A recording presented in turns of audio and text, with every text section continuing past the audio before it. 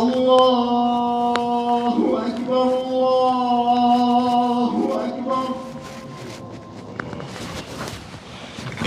أشهد أن لا إله إلا الله أشهد أن لا إله إلا الله أشهد أن محمدًا رسول الله أشهد أن محمدًا رسول الله حي على الصلاة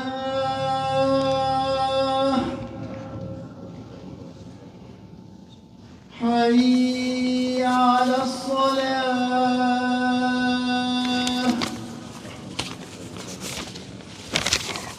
حي على الفلاح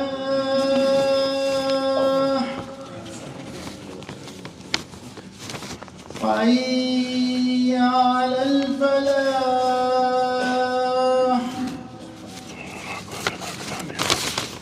الله أكبر الله أكبر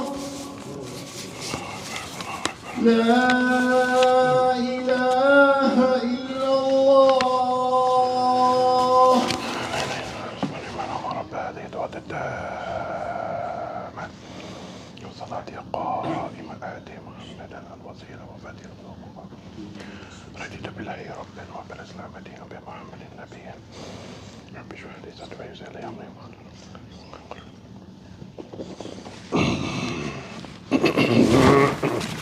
إن الحمد لله نحمده ونستعينه ونستغفره ونعوذ بالله من شرور أنفسنا ومن سيئات أعمالنا ما يهده الله فلا مضل له وما يضلل فلا هادي له وأشهد أن لا إله إلا الله وحده لا شريك له وأشهد أن محمدا عبده ورسوله يا أيها الذين آمنوا اتقوا الله حق تقاته ولا تموتن إلا وأنتم مسلمون يا أيها الناس اتقوا ربكم الذي خلقكم من نفس واحدة وخلق منها زوجها وبث منهما رجالا كثيرا ونساء واتقوا الذي تساءلون به والأرحام إن الله كان عليكم رقيبا يا أيها الذين آمنوا اتقوا الله وقولوا قولا سديدا يصلح لكم أعمالكم ويغفر لكم ذنوبكم ومن يطع الله ورسوله فقد فاز فوزا عظيما أما بعد فإن أصدق الحديث كتاب الله وخير الهدى هدى محمد صلى الله عليه وسلم وشر الأمور محدثاتها وكل محدثة بدعة وكل بدعة دلالة وكل دلالة في النار. Verily all the praise and all of the glorification and certainly all of our dedication and our magnification should be for Allahu Jalla fi'ula. And I publicly, I inwardly, and I outwardly declare and attest like I did back on September the 2nd, 1991. After Salatul Dhuhr, I said those words, there is nothing worthy of worship except and only for Rabbul Izzah. And that Muhammad sallallahu alayhi wasallam is a finality of messenger sent to guide us from the darkness into the light. أللهم in search of a better life. In search of a better life. Champagne and caviar, as they say it here, in the society that I grew up, where some of my cousins up until now are still running some of the biggest clubs, where they're popping bottles of champagne, snorting cocaine, wearing the finest suits in the clubs, with lots of women around them, ya ikhwan. I come back from that society. This is how I used to dress back in Jahiliyyah. I had a little bit more of a 6-power muscle here, but now I only have a 1-power muscle here, ya ikhwan. So we look at it, ya ikhwan, we want better food, we want better water, safer water, better standards, better cars, bigger houses, better infrastructure. Many of my Muslim brothers, they left from the lands of Tawheed and Sunnah to come to these lands, ya ikhwan. The lands of my ancestors. Ya ikhwan, ya akhwat. And wala fakhra, wa nazaki Allahi ahadan. We don't say it with any bragging or boasting, ya ikhwan. We come from a deep, dark jahiliyyah, ya ikhwan. And when we look at the situation of the ummah of Muhammad sallallahu alayhi wa sallam, we find, ya ikhwan, that there's nothing wrong with wanting better health care. There's nothing wrong with wanting an education, quote unquote, a secular education. There's nothing wrong with wanting to leave from the lands where there's wars, continuous wars going on, continuous embargoes going on, continuous economic restrictions going on. There's nothing wrong with leaving from those societies to come to the land of milk and honey. Many of the brothers, they've told me, they thought when they came here 20 years ago, 30 years ago, 40 years ago, you could just pluck the money off the trees and go down to the rivers and scoop out honey and drink it, ya ikhwan. The land of milk and honey. But ya ikhwan, how do we balance it? قال الله تعالى ولا تنسى نصيبك من الدنيا. And do not forget your portion of the dunya, ya ikhwan. We have lots of fancy clothes like this. And we threw out lots of fancy clothes like this when we became Muslim, ya ikhwan. Because the Muslims, they told us, if you dress like this, you're a kafir. I was told this by many Muslims. If I dress like this, I'm a kafir. And I said, Akhi, but I got my kufi underneath. Am I religious enough for you? Am I Muslim enough for you? Am I pious enough for you when I put on the kufi, ya ikhwan? But you don't know the deep, dark jahiliyyah that I came from, ya ikhwan. None of you guys wanted to meet me back when I was young. As they say, ya ikhwan, if you would have met me in the wrong place at the wrong time, you might have got your jaw spun for just stepping on my shoes. I grew up with a crew like that, ya ikhwan. Alhamdulillah for Islam wa sunnah, ya ikhwan. Islam changed my life. And Islam yujibu min kana qablakum. Islam erases all the filth, all the dirt, all the haram that we were in. Alhamdulillah ta'ala, we ask Allah Azza wa Jalla to erase that from us. But ya ikhwan, the question comes. I've been Muslim, ya ikhwan, for some time, and I'm still trying to learn what good morals and good manners and good behavior is, because I'm in search of a better life as well, ya ikhwan. Nobody wants to have a car that's all lemon, it breaks down, it gives you a hard time. Everybody wants to have a nice car. Everybody likes to have nice shoes, nice clothes. There's nothing wrong with that. And there's some beautiful brothers here, I love them very much. They know who they are. I always tell them, mashallah, I wish I could dress as nice as you guys, mashallah, tabarakallah. May Allah bless us and all of us to wear nice clothes in this dunya and in the next. Ameen, ya Rabbil Alameen. I've met Muslims that have told me a little haram is no alarm, brother. You could do a little bit of haram, no problem. Allah is Ghafur Rahim. Allah is also Shadid al-Iqab and Suri al-Hisab. This is the thing that the Muslims, they don't want to talk about, ya ikhwan. Ya ikhwan, the question comes, ya ikhwan, we are in the land of kufr. Allah will forgive us. Unfortunately, ya ikhwan, some of us, we take it too far. Either we go too far chasing the dunya, or ya ikhwan, many of us were into abstinence. We don't chase enough of the dunya. So that's why the women want to divorce the men, because they don't have no money to look after them, ya ikhwan. As divorce is on a high rate these days, as I've been talking to many imams, and they said it's wall to wall, ya akhi. You come to the office, the imam is counseling and counseling. One good imam that I know, if I mention his name, you know, he said one of the reasons why he stepped down from being the imam was because of having to deal with marital counseling, ya ikhwan. Wala hawla wala quwwata illa billah. Champagne and caviar. Champagne and caviar. My parents, one of their biggest goals in their life that they accomplished was to go to Las Vegas and to see the casinos and to live like the high rollers for one day, ya ikhwan. Wearing your best dressed tuxedo and ball gowns. Ya ikhwan, many Muslims that are very dear to me, they told me, Akhi, things are so bad in my country, I had to leave from there. And may Allah help them. Now that they have a better passport, Jawaz al-Safari, now they can travel all over the world. We look at the situation, ya ikhwan, do we got the passport to get to the Jannah? Or do we have the passport to put us into the hellfire, ya ikhwan?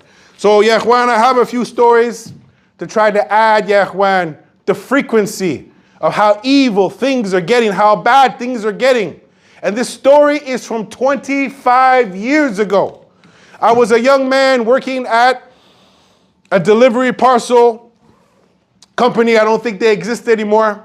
And I was taking the bus because I didn't have a lot of money and I was working. And I got to the subway. And I'm sitting in the subway waiting for the bus to come. Waiting for the bus, ya ikhwan. And I hear three Muslim sisters, we won't say the country that they're from, talking in Arabic and in English. And the Arabic is, mashallah, ya ikhwan, ra'ih. High-powered Arabic, mashallah. And I'm listening to them. And none of them are wearing hijab. All of them exceptionally beautiful. They could be fashion models, ya ikhwan, in the industry. And they're talking back and forth. They're talking a little bit in Arabic, a little bit in English. And after a while, there's just something in me to say something to them. Are you guys Muslim? They said, yeah, we're Muslim. I said, oh, alhamdulillah, mashallah, sisters, your Arabic is really good. Yes, brother, we grew up in Saudi Arabia. I said, sisters, don't you want to practice the deen? You know, mashallah, you Arabic. I go, I'm struggling hard to learn Arabic. I want to learn the language of the Book of Allah and the language of Rasulullah sallallahu alayhi wa sallam. Sister, isn't it important to learn Quran? They all said, ya ikhwan, all of us have memorized the Quran. We're all hafidah. All three of them speak Arabic, all of them. Ya ikhwan knew Arabic better than me and most of you. I said, sisters, why don't you get married? One of them said, brother, we don't want to be baby making factories like our mother. My mother had 10 kids. The next one said, my mother had 7 kids. The other one said, my mother had 5 kids. We want to do something with our life, brother. One of them said she wants to be a doctor. The next one said, I want to be a lawyer. The next one said, I want to be an engineer. This was 25 years ago, ya ikhwan. They memorize more Quran than me. They speak better Arabic than me. They're going this way, and I'm going that way, ya ikhwan. So we look at the situation, ya ikhwan. And I don't understand anything either. Alhamdulillah. Hijrah to the lands of the non-Muslims. Hijrah to the land of the non-Muslims. There used to be a time when the Muslims, or those new to Islam, they wanted to make hijrah to the land of the Muslims. Now we find, ya ikhwan, we have become complacent and happy living the life that we're living with not having the intention to maybe go back to a good Muslim country. Just because you're from this land or that land doesn't mean you can't move to another Muslim country. As I know many brothers are living in other countries, Allah bless them with wealth. They said, I'm out of here. They said that the children are worth more than this money that I'm making. One of the brothers I'm very close to, he said, I don't want to lose my kids. So the question comes, ya ikhwan, can we hear the adhan? Unless we already come to the masjid, we can't even hear the adhan. So there's no medicine, ya ikhwan. All we hear is music and fahisha in the streets, ya ikhwan. There was a very famous movie back in the day called Escape from New York, when it was a dystopian, dilapidated, war-driven zone. It's a movie talking about the future. And everyone was trying to get out of New York. Ya ikhwan, as I've been driving around the last year, someone born and raised in Canada. My father's from Canada. My grandfather's from Canada. I got indigenous blood on both sides of my family. I looked around, ya ikhwan, in Toronto, in Kitchener, in Hamilton, the land of milk and honey that many of my brothers came to. And I seen tent cities all across Ontario, ya ikhwan. And when I looked and I seen, I'm expecting to see brown-looking people, black-looking people. I don't see those people. I see white people, ya ikhwan. They came here before you came here. And their plight is they lost everything in the dunya. Many of us, ya ikhwan, we have the dunya. But many of us, a'udhu billah, we are losing our deen. So when you look at the situation, my dear brothers, قال الله تعالى وقل الحق من ربكم فمن شاء فيؤمن ومن شاء فيكفر. There's some people that I've met that used to be Muslim. I met a lot of them. At one time, if I was to estimate my Islam with their Islam, I would think they were a better Muslim than me. They made Umrah and Hajj, went to study Arabic, memorized more Quran, traveled, did dawah, were on big stages. And then the fitna, which many of our brothers, they're not aware of. It's called ilhad. Ilhad. Ilhad. Apostasy, ya ikhwan. I asked one of the mothers, one of her sons got shot because he was a drug dealer. And I said to her, what is the most scariest thing that you're afraid of? She said, my son getting shot and killed. I said to her sister who was there, well, what about your kids? What are you afraid of? She was a little bit older. She memorized a little bit more Quran. She said, brother, my kids becoming non-Muslim and dying without Islam before they go in the grave. This shows you that these sisters, death is a horrible thing. And may Allah save the Muslims and stop them from doing drugs and selling drugs. But this one sister and her older sister, they were different peas of the pod, ya ikhwan. They had different spectrums. One is worried about iman and faith and taqwa, and the other one is just worried about faith and living a good life and having a good life and being safe, which is part of our deen. When you look at the situation, my dear brothers, we are living in a time where we're all searching for a better lifestyle. But now what does that mean? Alhamdulillahi Rabbil Alameen.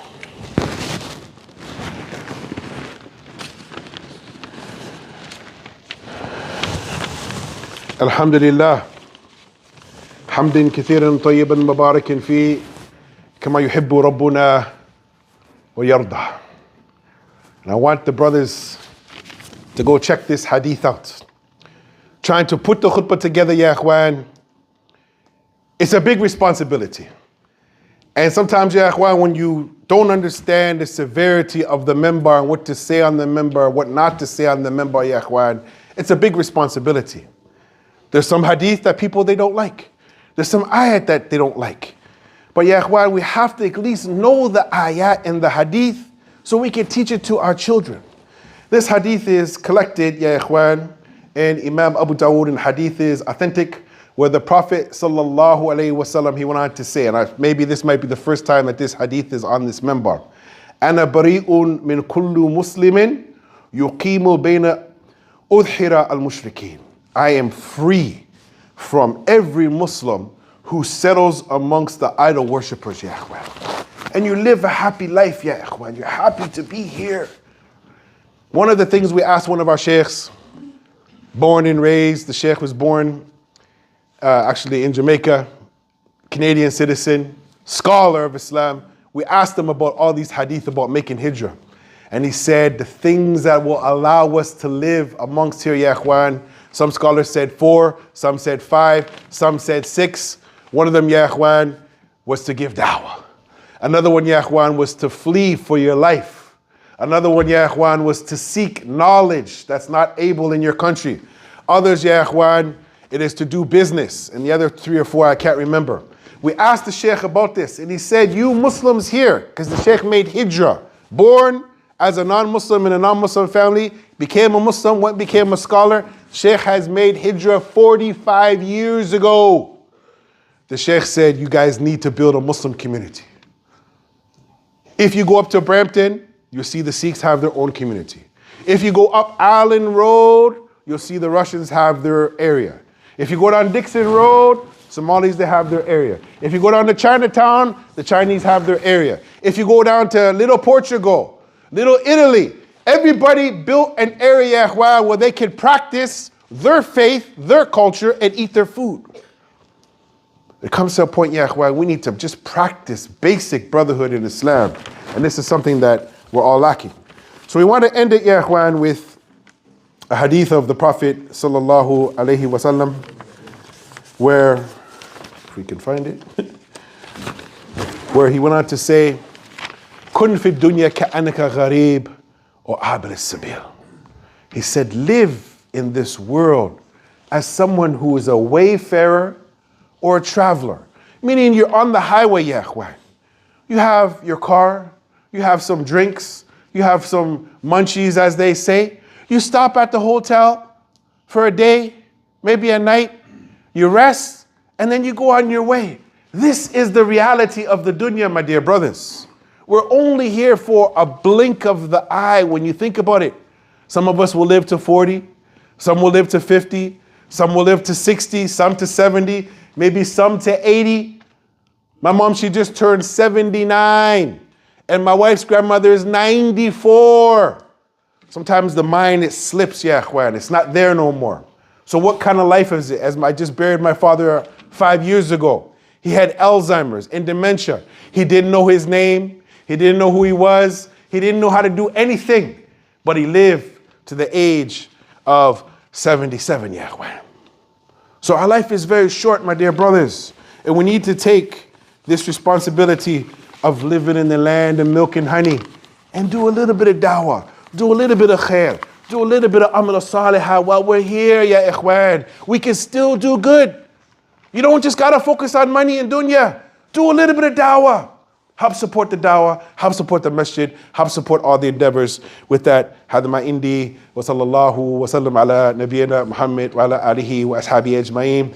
سبحانك اللهم وبحمدك وأشهد أن لا إله إلا أنت ونستغفرك ونتوب إليك. And inshallah, maybe one day we'll find the lost hadith that we dropped somewhere.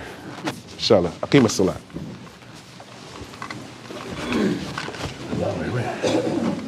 الله أكبر الله أكبر